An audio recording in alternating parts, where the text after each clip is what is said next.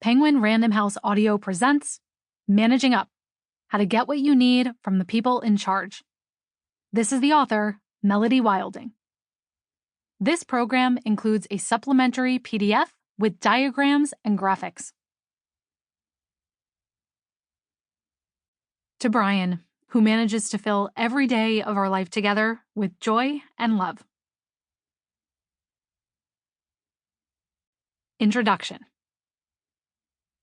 Laura was used to getting tough feedback, but nothing in her career had prepared her for the mixed messages and moving goalposts she faced in her role as head of communications. Weeks earlier, her boss, the CEO, had praised her work overhauling the company's website. But then, just the day before, he had sat Laura down and told her, "I'm not sure if you're in over your head, incompetent, or both." Laura had joined the startup 2.5 years earlier, transitioning from director of public affairs for a large university to the faster-paced and less bureaucratic tech world. At first, she flourished as product communications manager, writing compelling white papers, implementing a dashboard to track campaign metrics, and even jumping in to field press inquiries after a major software crash affected thousands of customers. Her drive, scrappiness, and ability to motivate her team of 5 direct reports stood out, and within 18 months, she had been tapped to head communications for the entire company. Laura enthusiastically stepped into her leadership role, eager to prove herself to her new boss and peers right away. Sensing that the CEO was swamped raising venture capital and not wanting to bother him, Laura took it upon herself to redo the company's online messaging and positioning. In her product role, she had observed that average customers were turned off by technical jargon, so she decided that the company's website and all of their materials would benefit from more user-friendly language. In spite of all her hard work and the appreciation of her peers, Laura was still adrift when it came to her boss. One day, he'd tell her the new copy she had put together was so impressive that they'd featured it in an investor pitch deck. The next, he'd question why she was wasting time on low-value tasks instead of focusing on strategy. When Laura pinged him on Slack with questions, he'd ignore her for days, then suddenly respond with a barrage of requests. Laura felt like she couldn't get a clear read on what her boss really wanted and might never be able to figure it out. She was losing confidence in herself. Once a top performer, she now found herself totally clueless about what was required to succeed at this new level. She was putting in long hours, striving to make big changes and prove her value, yet it seemed like her moves weren't well received by the person who mattered most in her career, her boss. As she watched other senior leaders navigate their roles with apparent ease, she couldn't help but feel inadequate and really annoyed. Laura's not the only one. During the last few years, the number of professionals who believe they have little to no control over their careers, futures, and work relationships has doubled. A staggering 40% of workers grapple with a sense of helplessness. And for more than a decade, as an executive coach to professionals and leaders at some of the world's top companies, I've witnessed countless clients struggle to figure out where they stand in the workplace, a challenge that's become even more urgent and pronounced since the pandemic.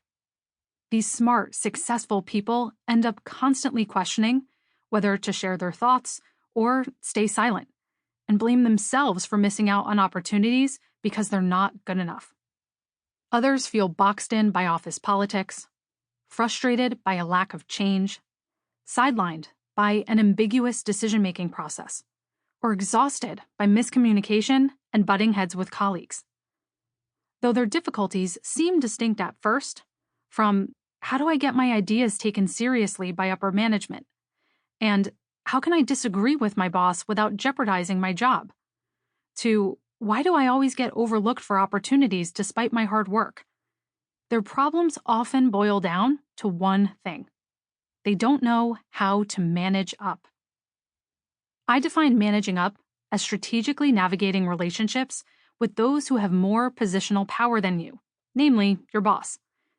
It's a critical skill set for maneuvering through the complex web of power dynamics, conversations, and unspoken expectations that shape our daily work lives. The idea of managing up has been around for decades, but in a search for greater insight and innovative tools I could use in my own practice, I surveyed a diverse group of 12,000 people and held interviews with dozens of future readers. If you were one of them, thank you. From the moment the results started to come back, it was clear that most professionals know they need to manage up, but few know how to do it well.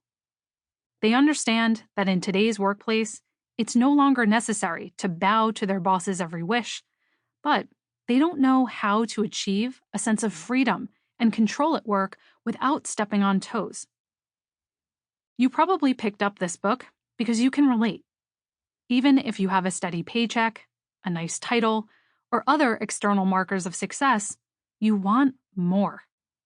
Maybe you're searching for greater peace and ease in your interactions at work so you can get things done with fewer barriers and less stress. Perhaps you want a bigger say in how, when, and where you do your job, and to have greater influence on the direction your career takes.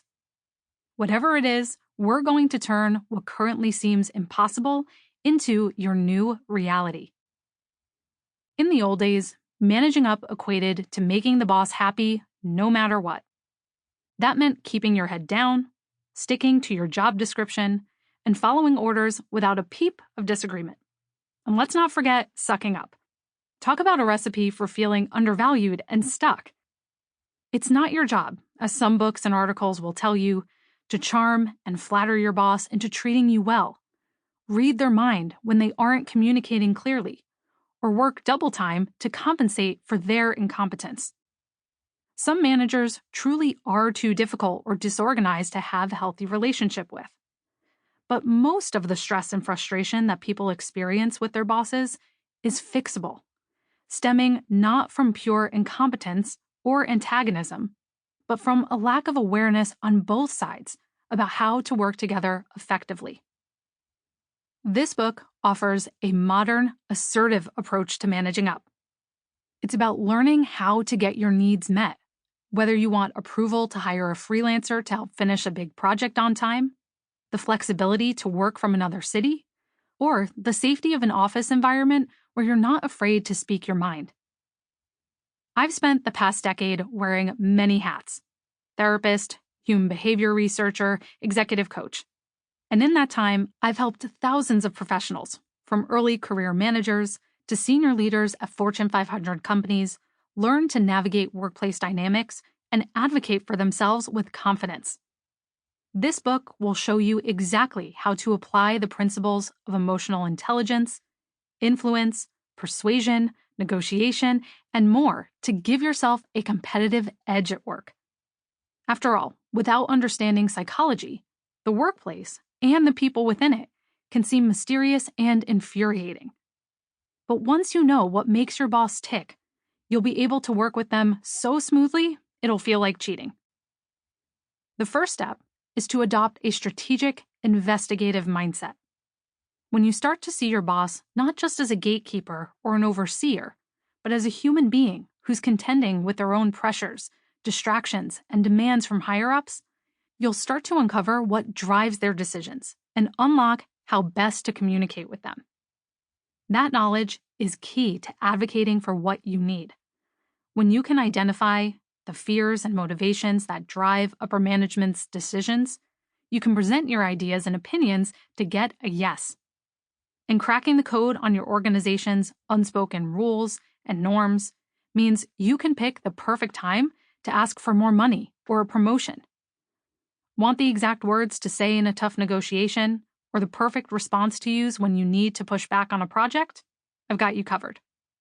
You'll see how to apply surprising, research-based strategies in ways you never thought possible, turning every managing up moment into one that grows your confidence and advances your career.